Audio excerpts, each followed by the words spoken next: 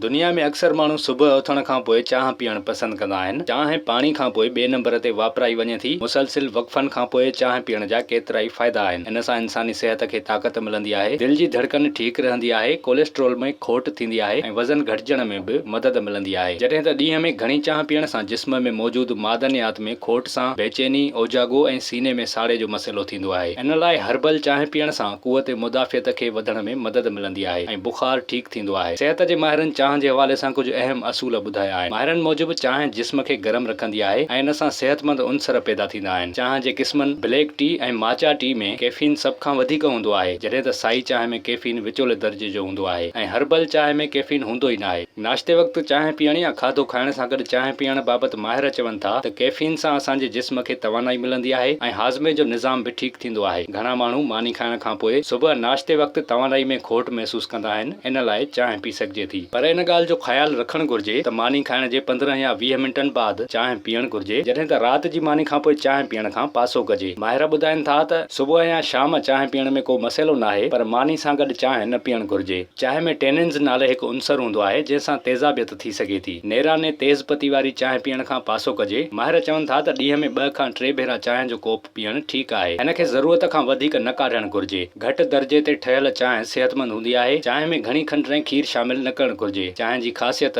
खंडु ऐं खीर खां सवाइ आहे, पर जेकॾहिं खीर विझणो आहे त आख़िर में खीर गरम करे विझो, पर उन खे वधीक पचाइण खां पासो कयो। माहिर चवनि था त चांहि ठाहिण लाइ टी बैग्स जो इस्तेमालु न करियो। टी बैग्स बदिरां खुलियल पती जो इस्तेमालु करणु घुर्जे। शाम जो 8:30 वॻे जो वक़्तु चांहि पीअण लाइ बहितरीनु आहे, छो त उन वक़्तु असांजे हाज़मे जो निज़ाम बहितरीनु कमु कंदो आहे ऐं मंझंदि 2-3 वॻे चांहि पीअण बि ठीकु आहे, छो त उन वक़्तु जिस्म जी क़ुवत मुदाफ़ियत वधंदी आहे, जंहिंसां खंघि ज़ुकाम बि ख़तमु थींदो आहे।